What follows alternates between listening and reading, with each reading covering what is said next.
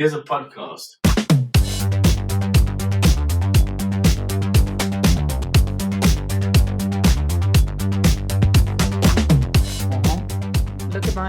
Look at my tiny drink. Oh my god, It's that looks like a shot. It's my little Lord of the Rings cup.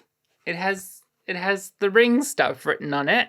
Changes color depending on the temperature of what you're drinking. Oh, It's a very, very I don't know strong. what the ring says inside. I don't know. Fresh potatoes sold Make here. the fresh potatoes make the best gratine. Stick a potato in this ring and unleash the mad. I've never watched Lord of the Rings, so. Ooh! You've never watched Lord of the Rings? Yeah, but I think it's because it's not my cup of tea. Well, that medieval stuff, it's too much for me. The only one that I can watch is The Witcher. I mean, that's not Lord of the Rings, but it's like... But that's at least broken down into little digestible chunks. Lord of the Rings is an undertaking. It's a mission. Like, that's homework. I tried to watch it 3 hours. As a child. And that's if you're not watching the extended cut. Thank you, but I can appreciate the... I can appreciate the... I don't know what I can appreciate. The hard work that has gone into it, but... Maybe one day, if everyone's feeling up to it, if you guys kind of want to, we could do like a live show and we could watch it. Lord of the Rings, and then people will sit for 3 hours and watch us watch Lord of the Rings. But I don't know if I would.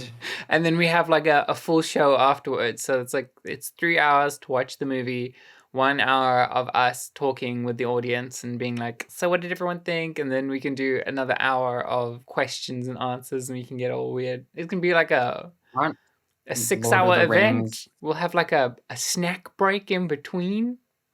Good God. Could have it at the lobby. Will I be allowed to do it in a number of sittings? Well, you're going to have to ask everyone. You'll have to ask the fans. Are you cool if we... Can you hear that? No. Discord only works when you're speaking. It only recognizes your voice. That's the only sound that gets to play. I tried earlier whistling. That is a little bit disappointing. What if I bark? Oh, yeah, it works. Beautiful. I need to put slippers on my feet. Can I also make a public service announcement? Okay. My mom bought me this shirt. Aww. Because, everybody, Harley Quinn turns 30 this year. It's her 30th birthday. Yay! Everybody go wish Harley Quinn a happy birthday. Harley looks a lot better as a 30-year-old than I will look as a 30-year-old. So that remains to be seen. To stay, but it's a miracle of some kind. I don't think any of this is going to be improving. I think it's only going to... It's only downhill from here. Well, I mean, that's up to you, sir. If you say I'll so. Be the next George Clooney. Ooh, a silver fox. You're going to go through a little bit of a bummer year, bummer 20 years, and then when you hit 50... A bummer 20 years? And then when you hit 50, you're going to be like, silver sexy Wait, fox. did he have a bad time? I don't know. I just don't know if anyone cared. I'm If not anyone old enough cared. to know. Was he even famous back then? I'm not old enough to know. You guys are too. Maybe you guys know. If someone can point it out to us. Was George Clooney always famous before? When did he become famous? That is a good question. I can't get to this lemon. It's like he's like Paul Rudd. Paul Rudd was always famous. The moment he popped out of his mother, just a star. Talking about Paul Rudd. On to The movie he This was week's- cut out of. Welcome to Dumpster Salad. This is the best friends hour. We're going to be talking about movies, having a fun chat between ourselves, and inviting you along to experience what it's like to be best friends with us. Because everyone listening is our friend. You have no choice now. If you're listening to this, you're now our friend. Like, this is you've signed yourself into a contract here. Welcome to the show. My name is Jared. And my name is Kahrl. Ah. Kahrl. Kahrl. Do you know Am I what the Kahrl is? A Kahrl. No, but in Afrikaans. Candle. A Kahrl. Kahrl. No, a Kahrl. Is a bird. Bird. It's your significant other. It's your date. Your boyfriend or your girlfriend. If you have a That was Kahrl, sad you for have me. someone that you are seeing. Okay. This week we're talking about a movie that I had never seen before. Bridesmaids. That is shocking to me. It's 11 years old. I've had 11 Yeah. years that I could have seen Well- this, and I just didn't. It's more than 11 years old now. It's 12. Oh, no, sorry, it's 2011. 11. We're only in August. Math was never my strong suit. This is the last week of August, first week of September. It is now spring. Oh my god. I know. When? Officially? Tomorrow. No, sorry, never mind. The day Thursday. before this goes out. Thursday. Well, I mean, that is an argument that could be had. A lot of people go, no, the official first day of September of spring is September 21st. And then other people are like, yeah, but spring day is September 1st. I just want you to know that the first official day of September is the 1st of September. That's where you were going. The first day of September. Sorry, I meant spring.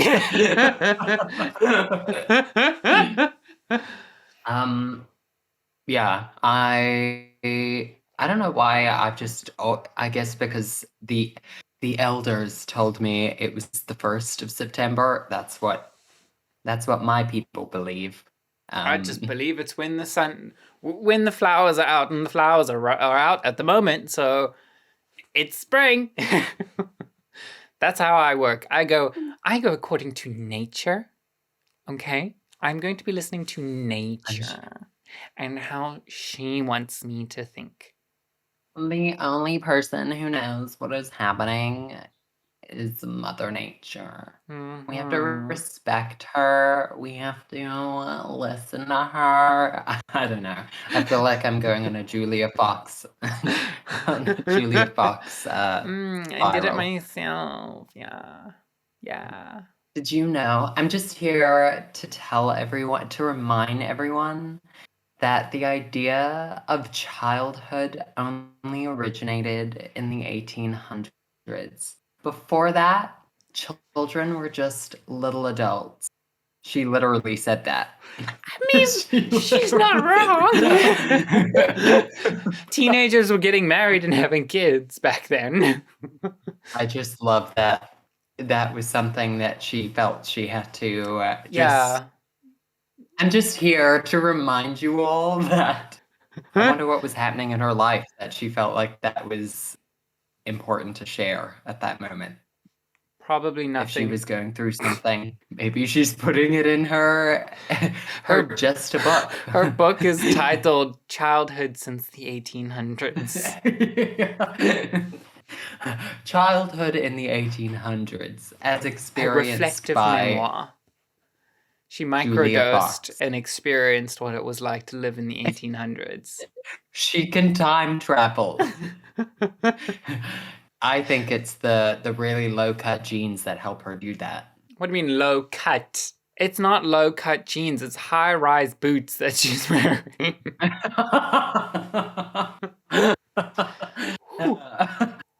That's a great way to look at it. Yes, The Bridesmaids. Yeah, so You've never watched it. yesterday was my first time watching it, 2022.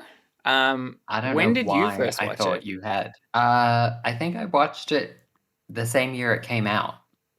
Oh damn.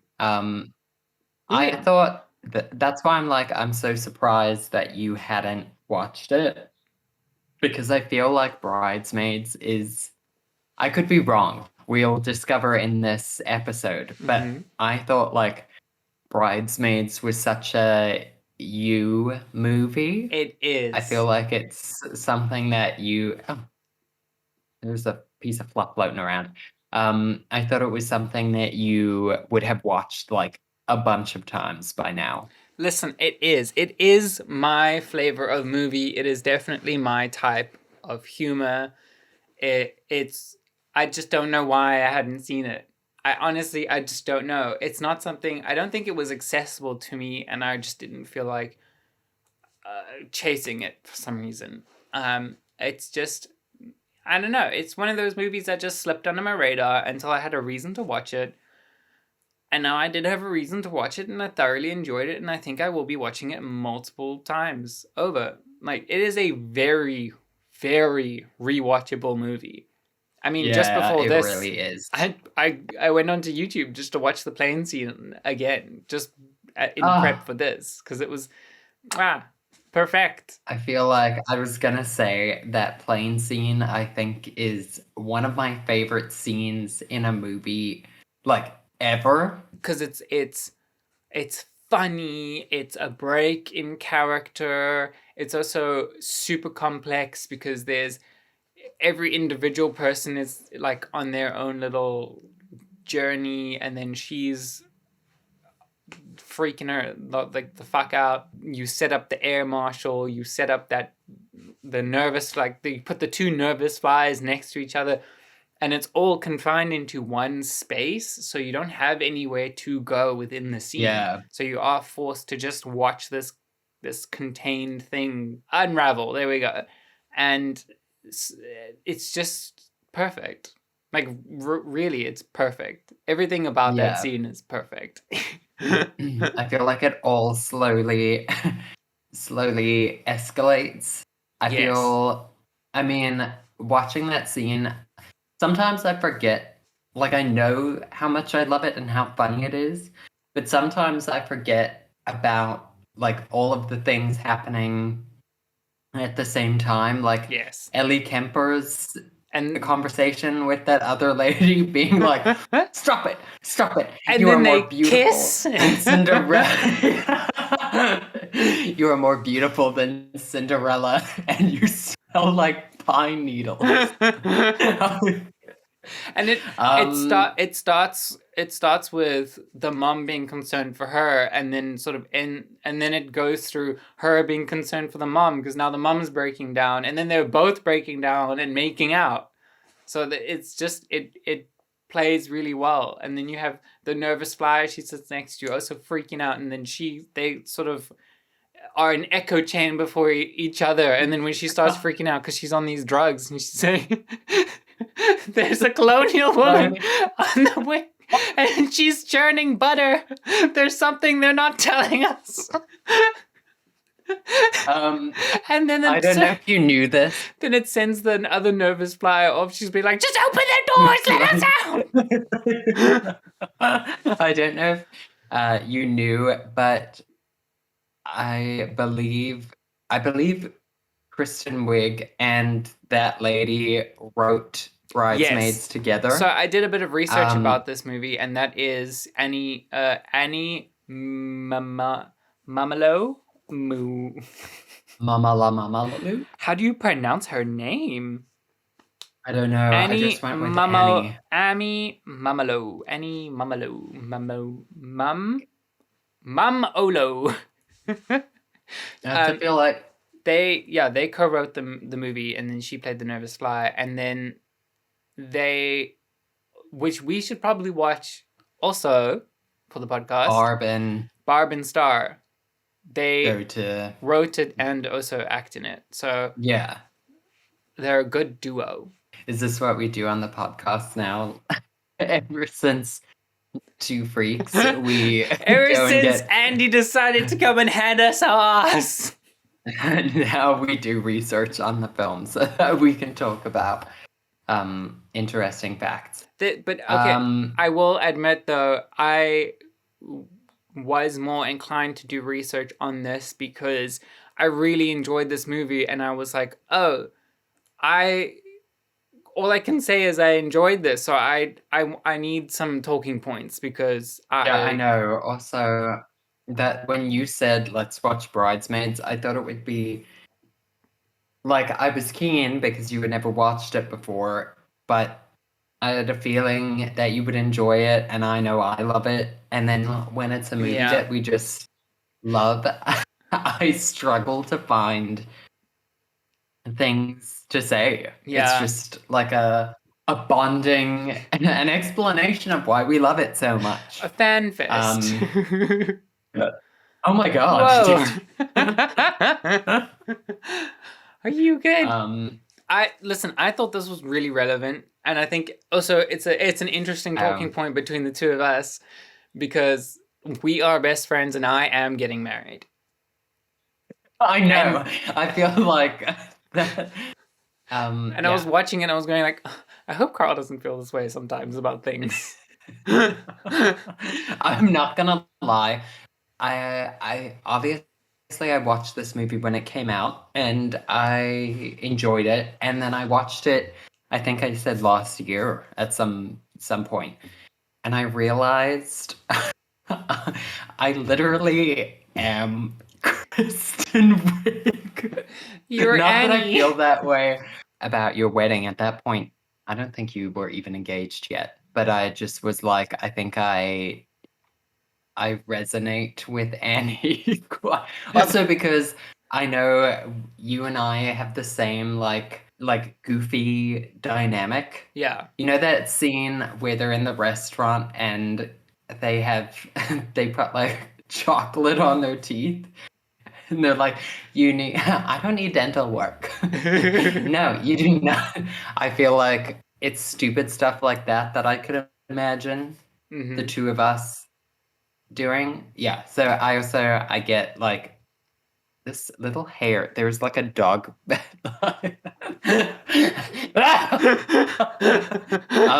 This movie would be my absolute nightmare if I had to be in this position and I had to be, well, I mean, I am planning my own wedding, but if I had to be planning this kind of wedding and being like, okay, these are my bridesmaids or my best men, and you are the man of honor, you have to do this, and you have to organize this for me. And is there a man of honor? Yeah, the best man. Oh, okay. I was gonna say, is it not called the best man? We're gay. We're gay. I mean, I don't think that matters. Just merge the two, Best man of honor. I feel like in everyone's life, there is a Helen. Yes. I know I have Helens. Multiples. I'm on that plane scene, the thing that made me laugh, like the first thing that made me laugh really hard was the like, oh, you do? You know the owner? Helen, Correct myself. Owner. So good. I'm ready. I'm not gonna lie. I had like a space, like there was a time. It was also last year, maybe even into this year, where I had the whole, like I kept repeating, "I'm ready to party with the best of friends. Let's go down to the river." I don't know why. That part. And then I would say to people, I would also say, "Oh, Helen knows the owner." Miss? Oh no. It's not me. I'm Mrs. Iglesias.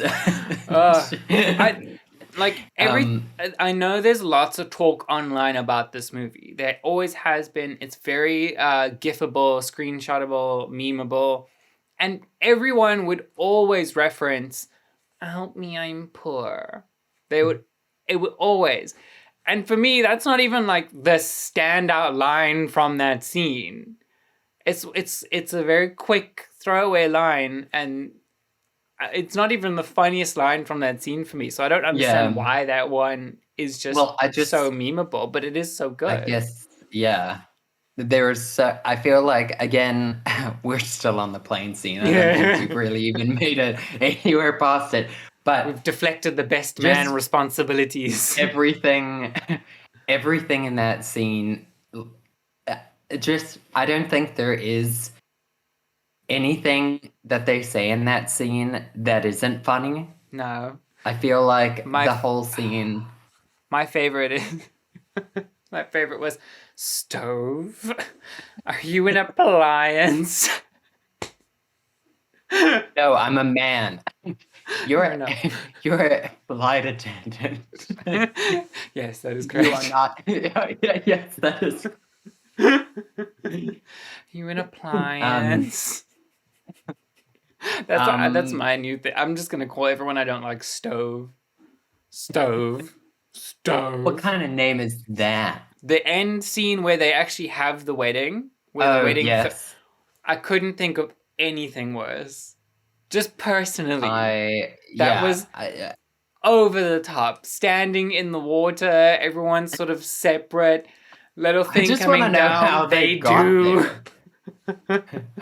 Okay, Laser so show. like the whole thing was that I felt like they made out throughout the movie like Helen was like rich and had expensive taste.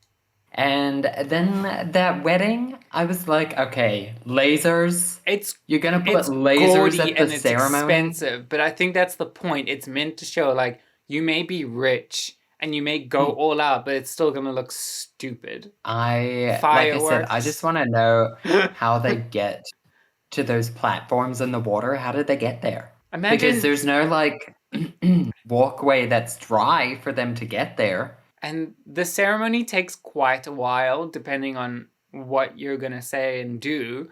So they're standing Oh, there with wet feet, wet pumps for like, close to an hour. well, I mean, they're all on like little. Oh my god, I can't get this last piece of lemon. There we go. Sorry, I'm done. They're all on like For little everyone who doesn't platforms. know, and just to inform like the people listening, Kahrl eats lemon rinds. He'll be at a restaurant and he'll just scoop the lemon out of his glass and just munch munch munch and eat the rind. It is the wildest thing. I think that's when in first year when you pulled that shit and everyone stared at you at the table. That's when I think that's one of those points where I was like, that's my friend. He's gonna be my friend. Didn't That's know my that it was weird. It's so That's weird. the only way I've ever known. Back to grandiose is not always grander. The Which wedding? may actually, sorry, we're not. Did we ever explain it? I was thinking about this in the car the other day.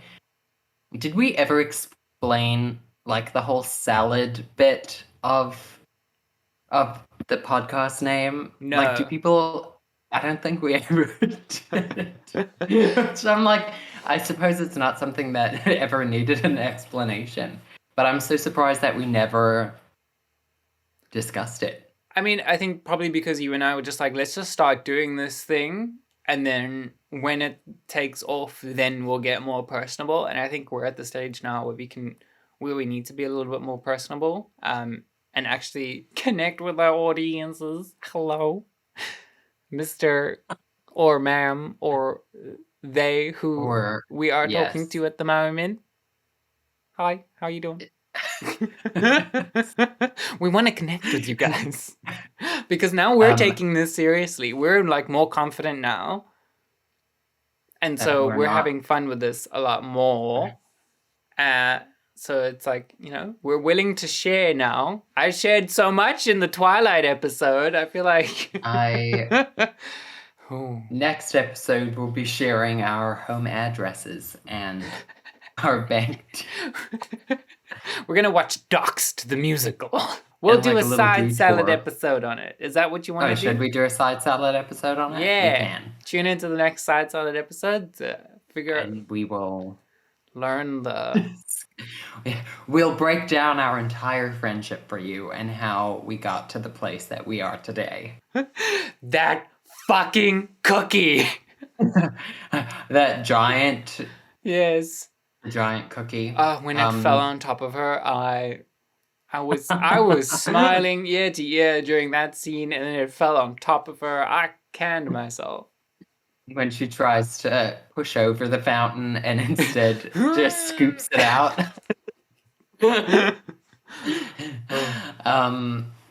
No, she does not get a puppy. This was also the first movie, this for me at least, was the first movie that I ever knew Melissa McCarthy existed. The first movie I ever knew Rebel Wilson existed. I didn't know. See, when I watching this 11 years later, did not know Rebel Wilson was in it. I did not know Ellie Kemper was in it. I did not know Rose Byrne was in it even. And I love Rose Byrne. This was such a nice treat for me. Wait, so the only who did you know was in it? Kristen Wiig, Maya Rudolph, Melissa McCarthy, because she was nominated for an Oscar for this movie. Oh, yeah. And then the one with the kids. The one with the 9-year-old who came up to her and told her to go fuck herself. Every time she spoke about her kids was just gold. I cracked a tower in half. Unhinged. What did you think of the whole food poisoning scene? It was quite funny. I was like, oh, okay, they're really going for it. I didn't think they would go for it, but she ran into the bathroom and just threw up everywhere it's just on the toilet. It shot out, projectile. I was not expecting it to be that visceral. And then Ellie Kemper vomited on her head. I was like, I wasn't expecting it to get this messy. Like, Melissa it was wild. McCarthy shitting in the sink. It was great. The more I watch this film, the more uncomfortable I get in that scene. Because honestly, I feel like it is my worst nightmare. I would die. Maya Rudolph running into the street and just shitting in the street. She looked the acting was impeccable. She was so on point. And then the whole have you showdown. The street? No, but I think the whole showdown. Maya Rudolph she looked like this was the worst moment of her life. Like, I felt the embarrassment. Just go around. I'm shitting. Getting them straight. And the showdown with the almond, just I was like, we don't need this, but at the same time, this is intense. The sweating. So hungry. I wish I had a snack. The makeup in that scene was also great. They all looked really pale and sweaty. Yeah. I was like, something's not right here. We haven't even discussed what facts we have with each other. Kristen Wiig didn't write that scene. And she did an interview where someone asked her about that scene. And she said, that is my least favorite scene. I actually really did not want that in the movie. And I hate that scene. And it's so great. Yeah. It was apparently the two men who were directing and producing this film were like, we need to have this scene in it. And the food poison scene. Yeah. They said, we need this because we need it to be funny for the male audience as well. Because that's what the male audience likes. The men want to see people vomiting and shitting themselves. Yeah. Basically. That's why Kristen Wiig doesn't like it. Because it was like male tampering in her script. I still think it was funny. I also still think it was funny. I think it was extremely cringy. Did you see, I'm sure you've seen the fact about the bridal shower location? Being... Wayne Manor? Yes. And also the exterior in Scary Movie 2. Yes. I mean, that's not that wild, but I was like, oh! Diverse. As soon as they when she rocked up and that man handed her pink lemonade a drink, and yeah. like trying to drive with it, and then she really enjoyed it, and she was like, "Fuck, this is so damn good. Goddamn shit, So fresh. I was like, "The fuck is going on?" And then she has to then get onto a horse and then get taken. I couldn't think of anything more uncomfortable. Yeah. But there, I feel like it's also like the whole thing of like Helen just Yes, being and then fucking bringing extra. Paris. It's like she stole her ideas, and I was like, ah. Yeah. When they first revealed Helen, I thought that was fantastic. When it's like, oh, this is Helen, and then it's like close up, and she turns around, she's all beautiful. It's like, oh yeah, and then you get that wide shot of her walking in this extravagant black gown. You're like, Yeah. oh, okay, she's this She's that bitch. bitch. And that was painful to me. The speeches, that kind of stuff is painful to me. Watching two people compete for attention, I die inside every time. I'm like, oh no, oh I don't know if I like this, but it's so funny. I mean, that's also where I just feel like it kind of cements like Helen as a person in everyone's life. Mm-hmm. You know what I mean? Like the whole, I just want you to know, you made me trust again. That Like, I was like, what the fuck? I feel like that's also not something you share with like everyone unless you want attention. But it's also it's a wedding. Like it's a wedding. It's not. Why would you bring that up? They're not also, going away. The husband. Like nobody's saying nice things about the husband. No, it's the only thing that was Lillian. The only thing that was said about the husband was his sister saying he's an asshole. Yeah, that's all I know of the husband. Yeah, I also my sister in high school. I can't remember what they were doing, but she and a friend were doing something for English where they recreated that scene. Oh no! And I had to record it.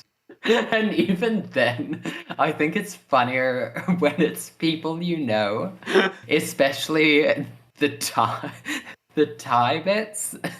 Oh, because I think they even tried to do the correct. And I think I have it somewhere on my laptop. If we could get Erin's permission to put that out, that would be great.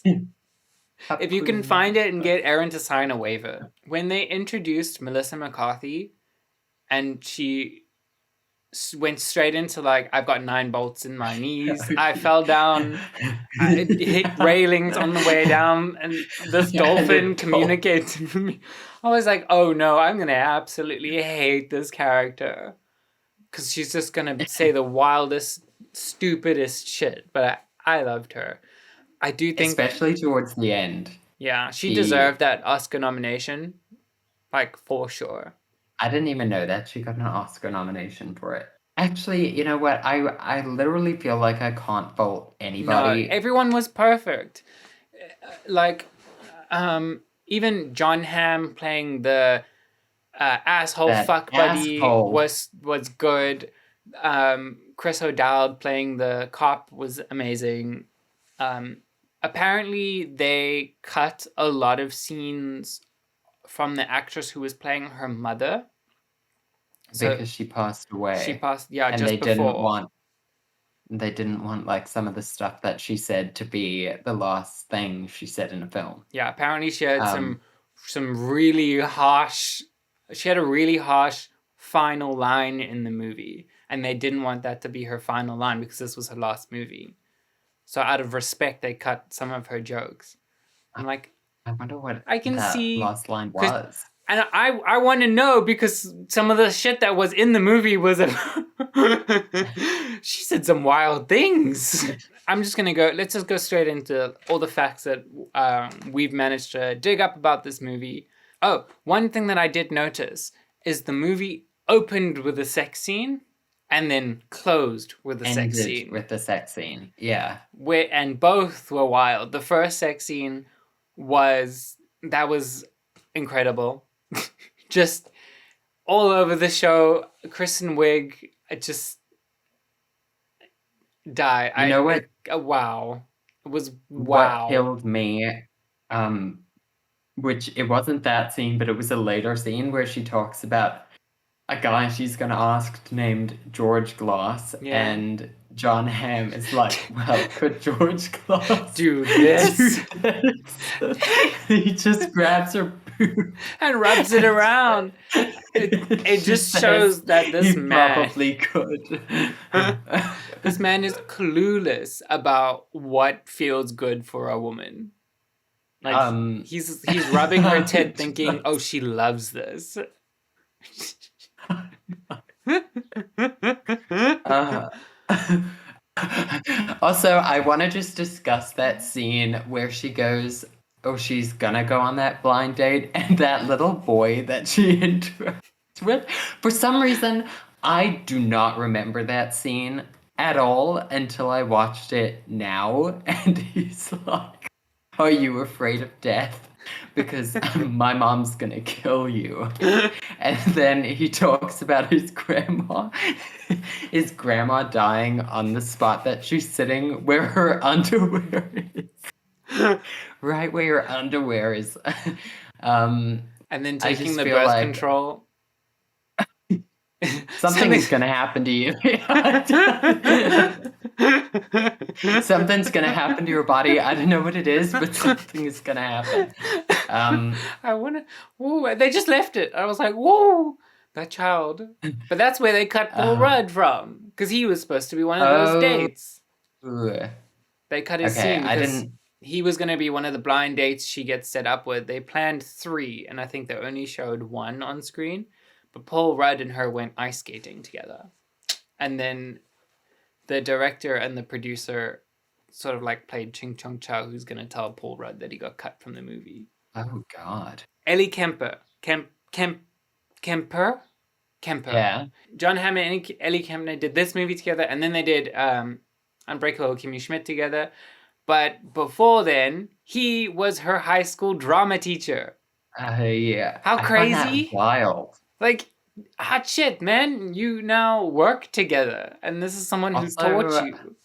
How would you feel just if. goes to show, even if you were a drama teacher, you could become a movie star. Yeah. Well, I not to mean, say that drama teachers aren't great, but imagine us having one of our teachers on the podcast. Wouldn't that be weird? oh, I feel like Like, it's yeah. weird, but And now you're possible. acting alongside And I a mean, person who taught you in high school. Ellie Kempner and John Hamm didn't have any scenes together in Bridesmaids, so they might Yeah. never have seen each other on set, but still they worked on the same product together. It's Yeah. quite wild.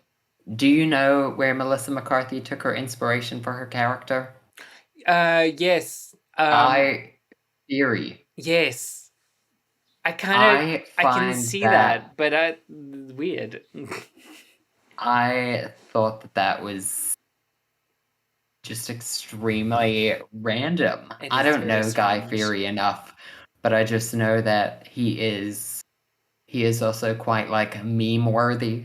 Yes. Um, Guy Fieri. how is that someone who crosses your mind and you're like, that's who I'm gonna take my You inspiration know what that's from? called? That's called talent. You go, Melissa McCarthy. You deserve that nomination. You know what I found utterly insane, that also really uncomfortable, was Rebel Wilson and the bald dude sharing the bathtub together, Yeah. and him Did shaving you know her. that they actually became roommates after this movie? That's weird. He makes me very uncomfortable. Yes, I think just in the everything way he's been in, every yeah. movie or series I've seen him in, it's just been like, you creep I me think out. I think it's the it's hairlessness. intentional. Yeah. Yeah. I was gonna say, I wonder if he has like alopecia or something. Because like he has no eyebrows. I didn't check, like, I don't know if alopecia affects eyelashes. I don't know. But he Neither of is us claim to be medical professionals. skin like a baby. Both of them in that I don't know. bathtub made me think of is it Tweedledee and Tweedledum? Well, he plays Tweedledee and Tweedledum in Alice in Wonderland. That's why. Okay, yes. My one critique about this movie: Rebel Wilson's English accent was dog shit. Yeah, that was. At first, I didn't realize that she was meant to be British. I thought she was meant to be Australian. Yeah, she's speaking weird, but I was like, oh, she's doing her normal accent in this movie, but she's speaking what weird. I was like, oh, is she trying to be but dumb? Like, is she trying to come off dumb? Yeah. And then later on, I was like, oh, she's doing a British accent. Horrendous. For some reason, I feel like it's always towards the end that maybe I don't pay as much attention. Yeah. I guess because it's coming to the end. The fact that I don't know if they had like a reception after the wedding. That was a thing for me. They had the wedding, and then everyone went, and then they got into a car and went to the airport. Yeah. That would stress me the fuck out, knowing that as soon as I'm done, I have to go to the airport and catch a flight. What happens if this becomes delayed? I also, for me, I don't know if I meant to just assume that there was a party afterwards or assume that there was no party. But the fact that the bridesmaids were still wearing their dresses and she still had a bouquet in her hand, I was like, has she just walked around like this all night? Yep. I felt like people get changed. I think it was literally the like wedding. Wedding, bride gets changed, and then they fuck off. And then everyone else. Do people get changed after the wedding? I suppose depending on what you're wearing, not the guests. It's uncomfortable. Only the bride. Oh. In this traditional kind of Hollywood movie sense. Because this isn't what happens at a real wedding. People don't do this. Am I allowed to get changed at your wedding? I would be really offended if I went to a wedding and then the couple I came to see leave.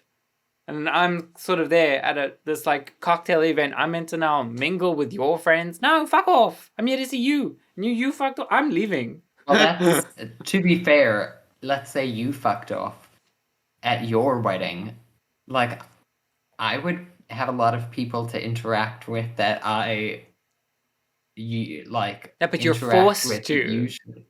It's the principle for me. You making me do this? Who says that I'm going to speak to you at your wedding at all? Yeah. No one. No, who says that I'm going to speak to you? Me. At your wedding? Me. Where it's a location wedding, bitch. You can't go anywhere. You have to book accommodation.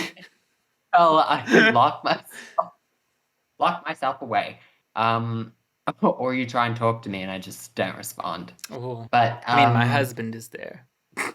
That's true. But you have life. You have the rest of your lives to talk to. Yeah. Fuck that man. There's nothing cementing me to you. I could just fuck off at it.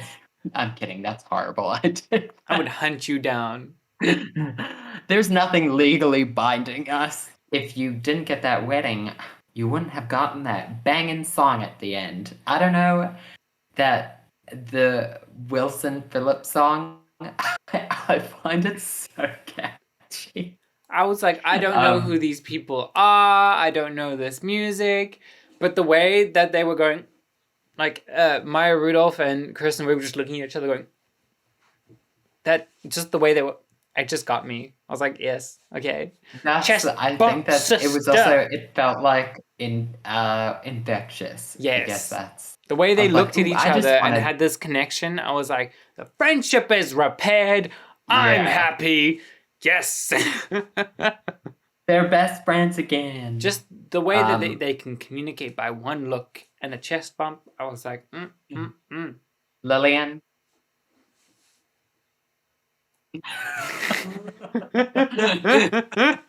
This is a good way to sum up our journey. Yeah, our episode and our journey with Bridesmaids.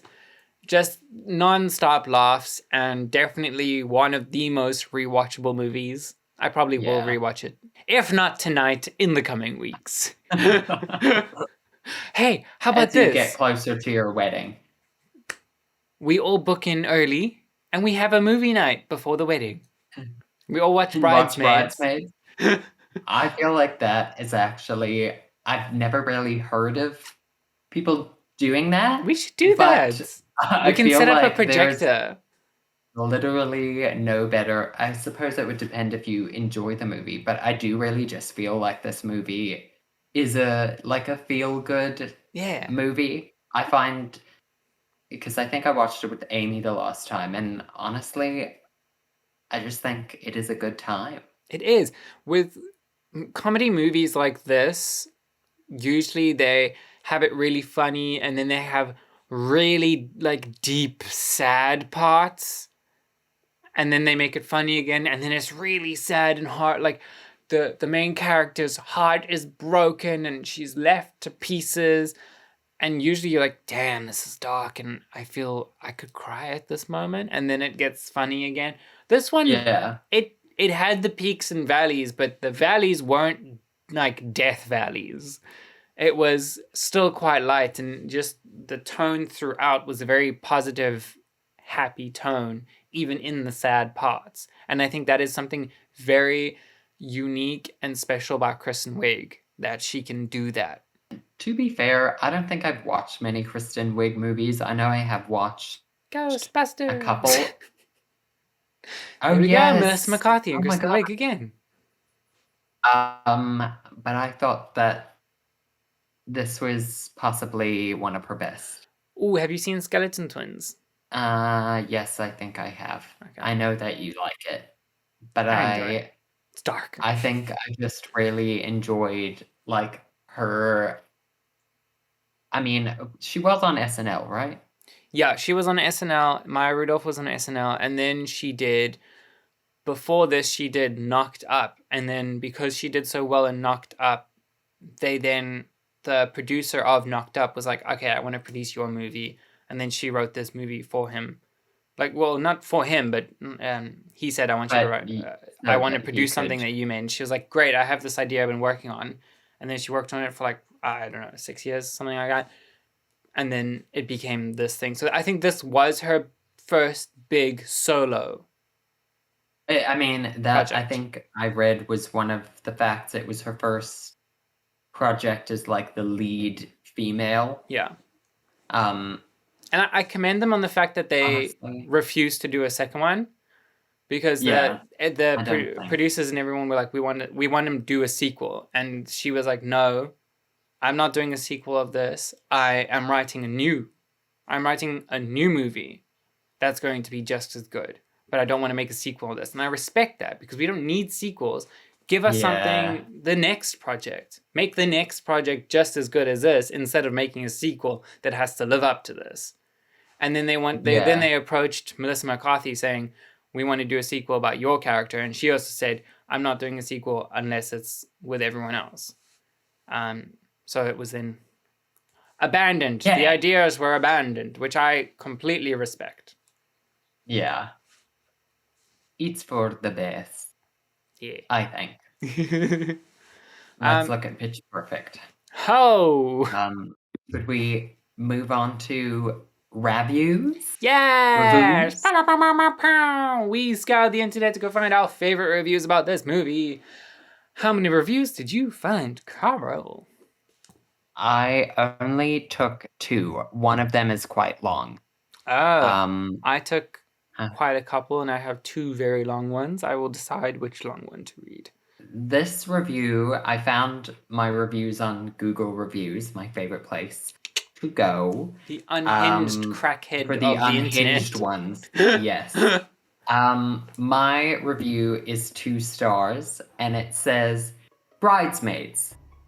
Okay, so they call it as a comedy, nothing new, just adult themed, talking about adult things and gross things.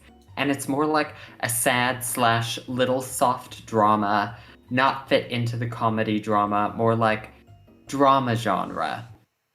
I think I should mention that I don't think this person's first language is English, so some of it might be phrased a little strangely, but I don't know, I just loved it. Cost, and they've broken the review up. Okay. The first section is costs and characterization. The main character, played by Kristen Wiig, she is lonely, got no boyfriends, no one likes her, feeling low on herself, has an ugly car, and frequently meets one guy who only sees her as a material. Yet she meets him frequently for the hunger of pleasure. Lost her bakery, loses her friend because of another one, loses a newly met guy who likes her because of her own fault. She is a total mess up. Melissa McCarthy's jokes work at some parts. Rose Byrne did her role very well. She is a good relief, giving away a good vibe. Not too much over the top acting.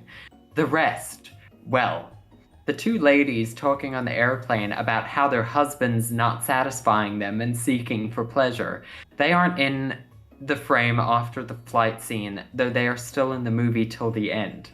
But their characterization disappeared. Rebel Wilson, as usual, she is annoying and never laughed once for her jokes. The male police officer and other few male casts did okay. This was written by a man. It was written by a man. Story. The next section is story. It's all about the main character and how she is messed up in her life, and the movie gives out a one-liner, you are your own problem and you are the solution too. Well, that's motivating. I got motivated thanks to that. But the movie could be cut short to 1.5 hours. Nearly 2 hours is like unsettling. I don't even know what this word is. Soporific?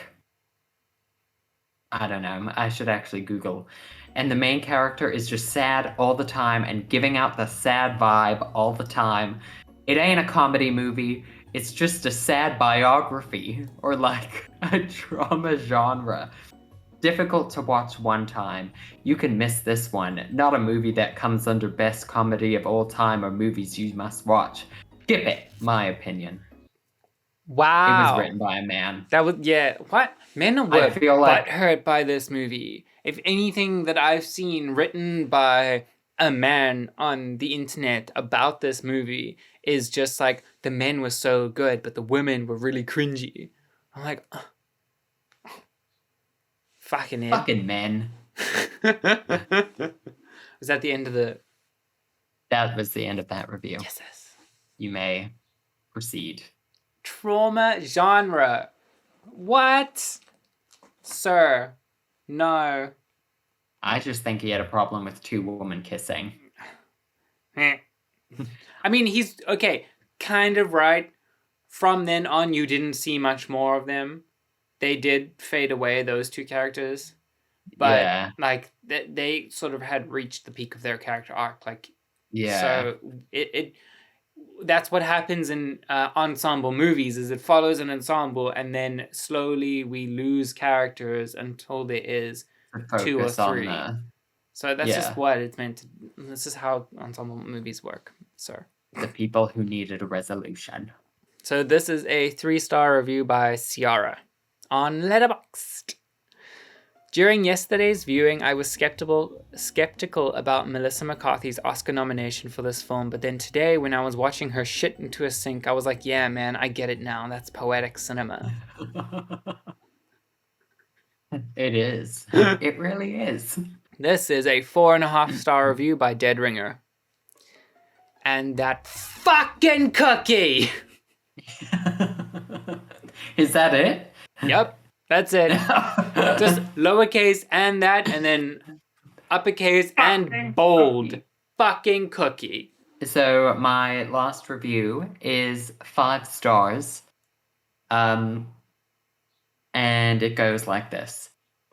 This movie is comedy gold. My girlfriend, in brackets, she's 6'5", showed me this movie, and it is now my favorite. I watch it every night with the same lean cuisine mac and cheese dinner I eat every night as my 6 cats surround me.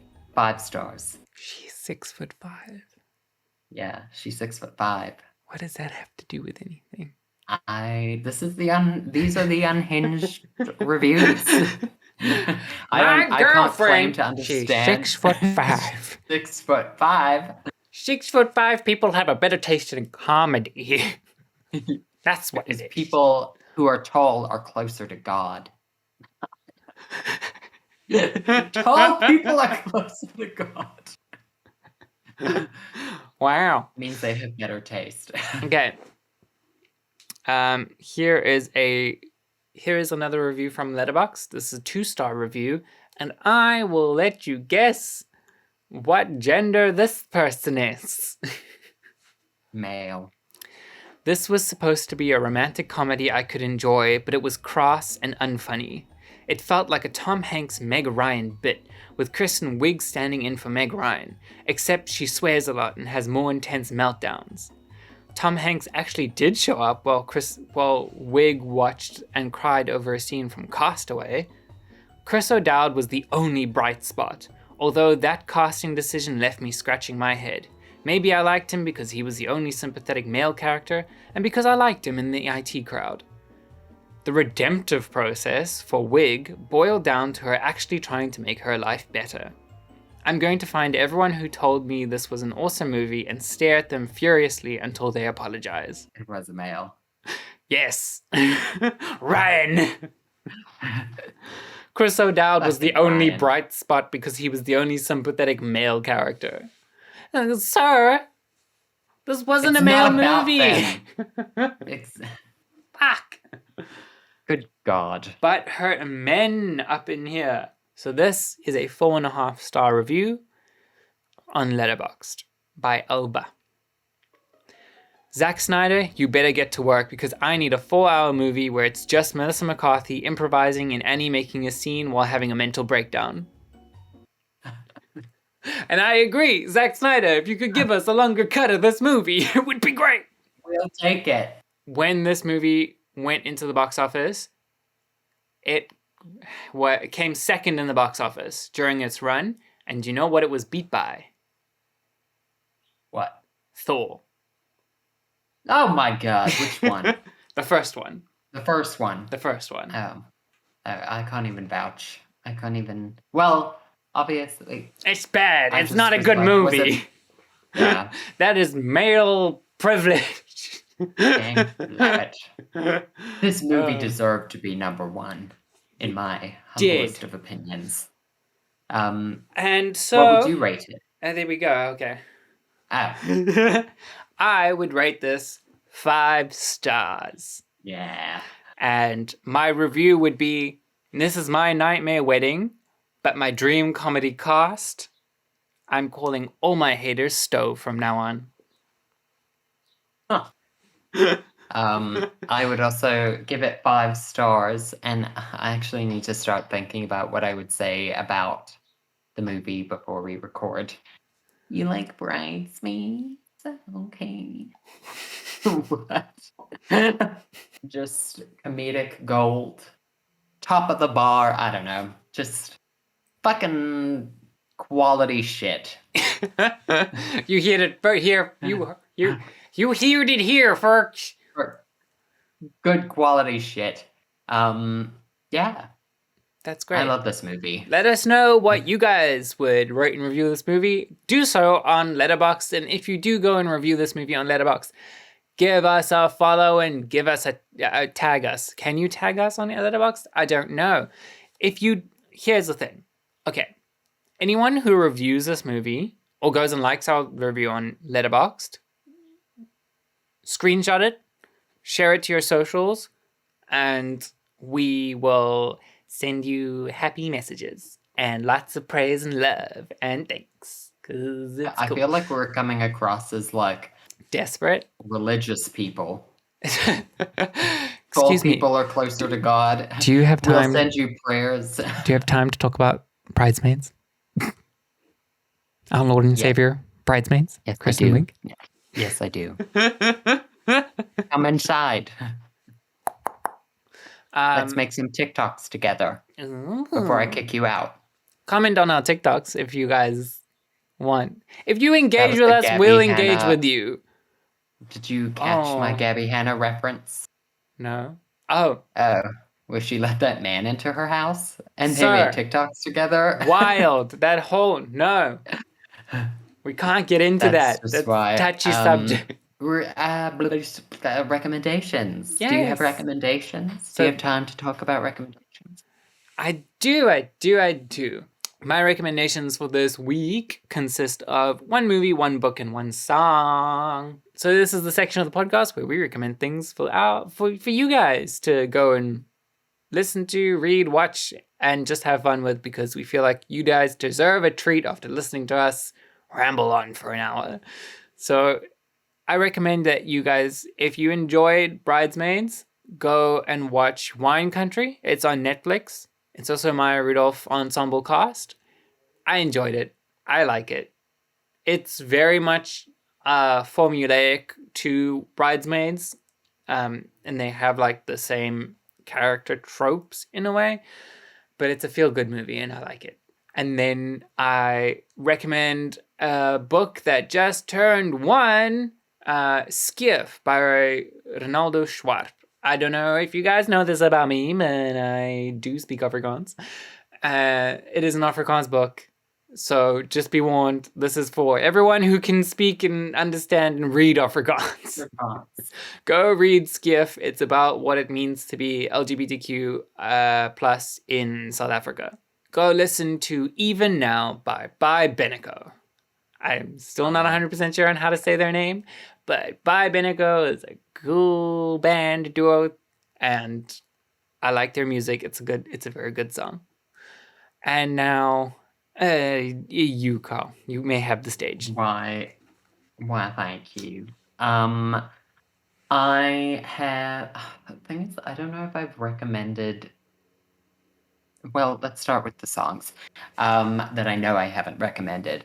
I want to start with the song called End of My Life by Kaylee Moore. Can I just, I don't know what it is about you, but all the names of the songs, I thought, we were done with this when you brought up, what's it?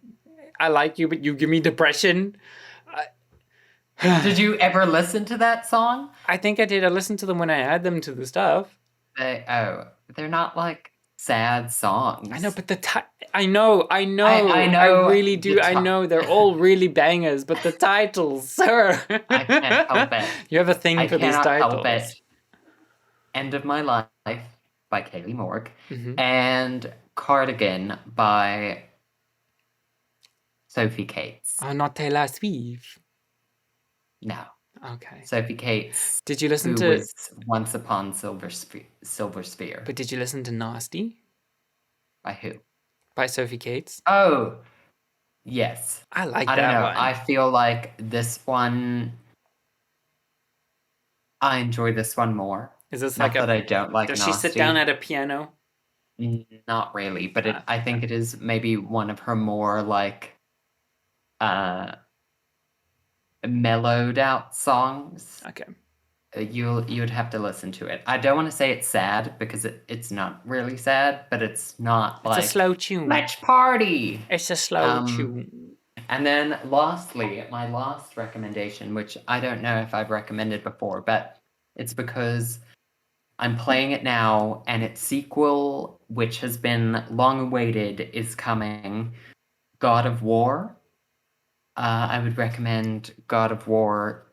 It literally is called just God of War. Okay. But I think it's like the fourth one. Yeah. And then in preparation for God of War Ragnarok. Coming in November. Play it on PC. I will try.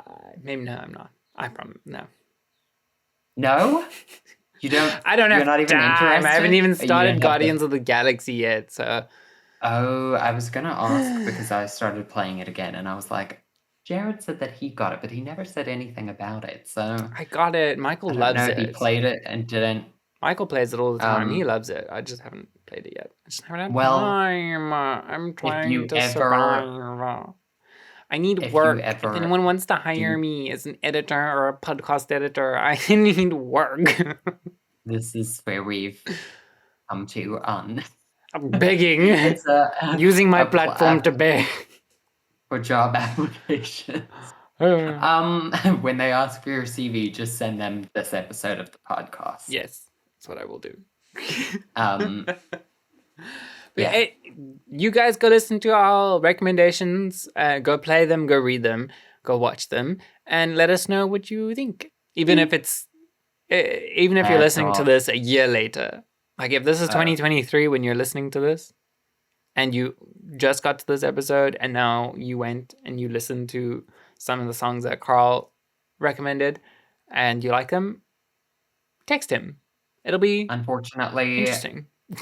Our time on this earth is limited. The aliens are coming. I said think next year, everybody not should next know. decade. But the aliens are coming. 2024, 2023. I thought it was 2024. Well, it's supposed to be 2022. And space or UFO activity has increased, just so you know. But okay. I sound crazy, but this UFO is just stands for appears on my unidentified flying Instagram object, feed. so that means it's a chicken flying across the screen and they just can't point out what it is. Well, that's just someone not knowing.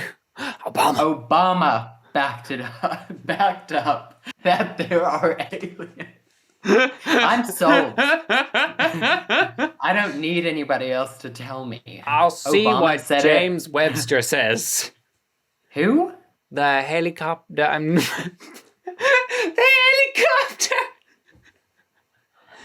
helicopter. The satellite that the James Webb Telescope. Oh, well. The space helicopter. The space helicopters.